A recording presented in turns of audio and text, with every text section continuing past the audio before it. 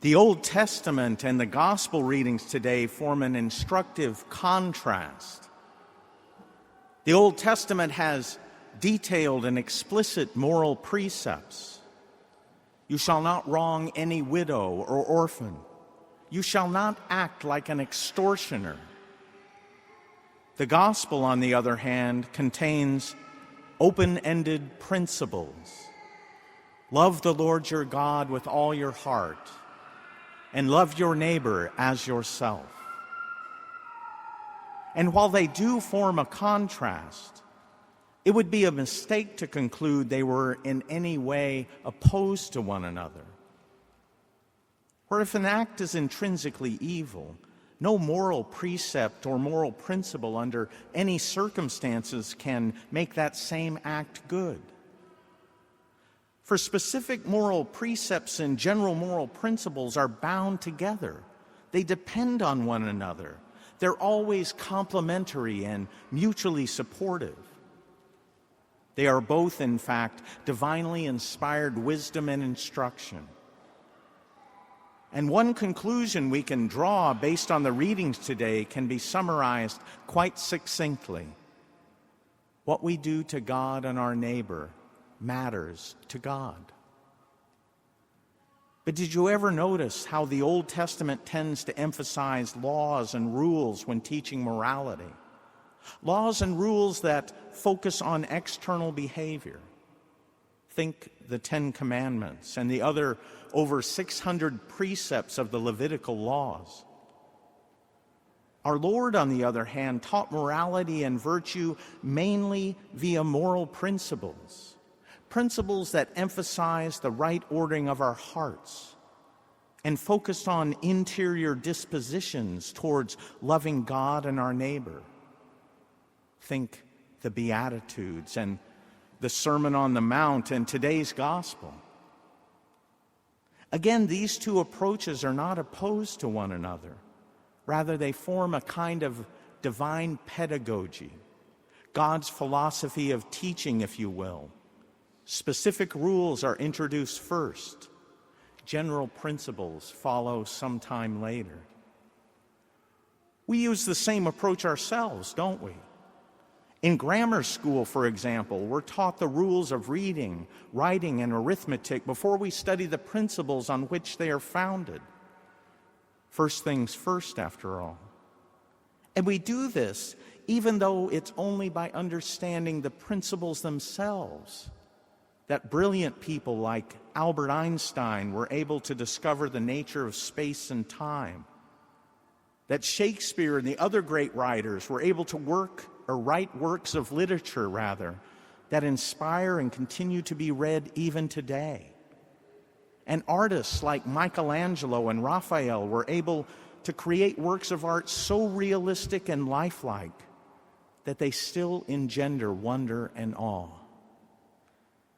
It was only when the specific rules of their specific disciplines were followed that they were free to understand the principles underlying those rules and thereby discover the incredible heights those principles would be able to take them. You see, the rules set a kind of lower bound or limit, as it were. Break the elementary rules of arithmetic and you're no longer doing math. If Einstein had thought that the rules of math were too limiting or restrictive or simply ignored them, the theory of relativity on which all modern physics is based would have ended up as nothing more than a pile of mathematical rubble, and nonsense. It's the same in the moral order. The moral rules or precepts form a kind of lower limit or bound below which we're no longer acting morally, below which we are sinning. While the principles on which they're based, love God and love your neighbor, free us to explore the heights of love we're capable of reaching by His grace. The heights of self-sacrifice, suffering, and the thoughts, words, and most especially the actions that reflect the intensity and passion with which, as Christians, we are to love.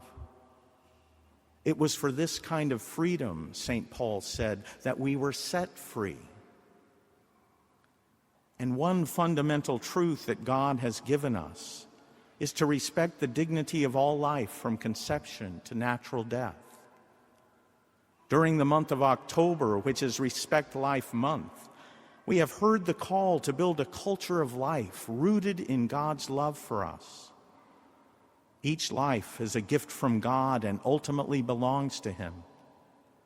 This is why the U.S. bishops have reaffirmed that the threat of abortion remains our preeminent priority, because it directly attacks life itself, because it takes place within the sanctuary of the family, and because of the number of lives destroyed. You see, it's the principles.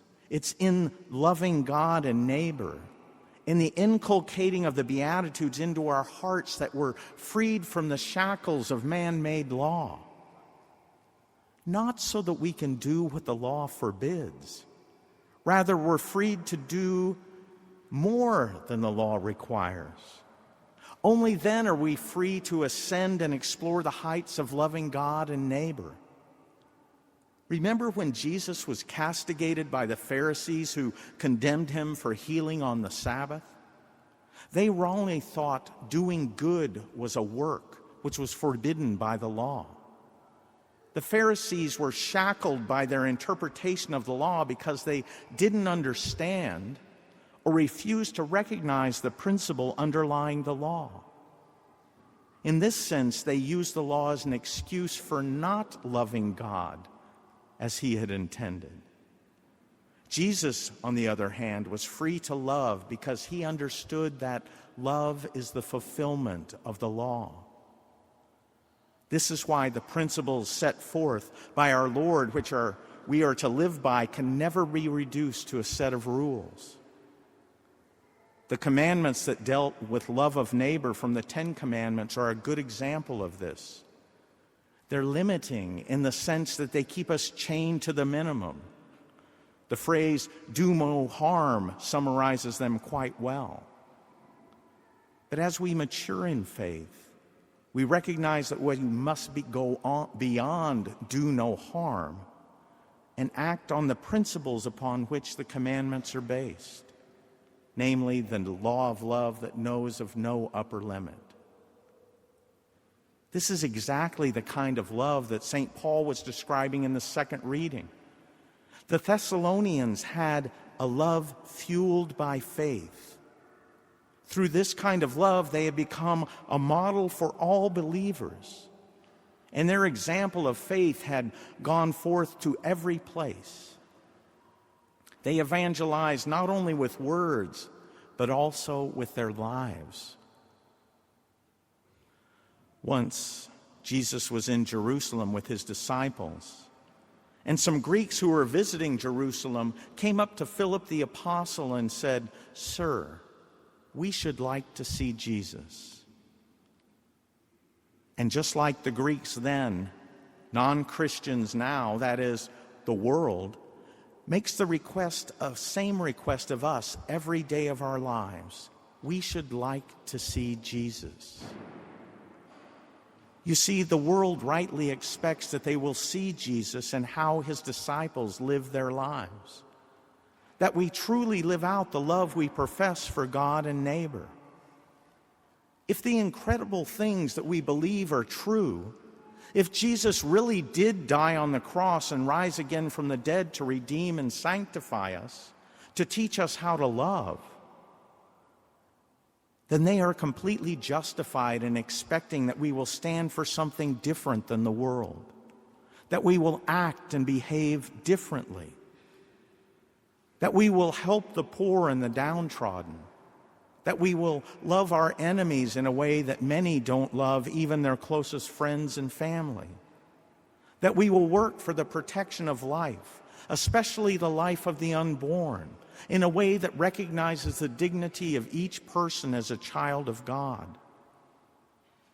They will see that we value above all the spiritual and the eternal, and that we bring those same values down to earth, as it were, to guide us in our temporal affairs.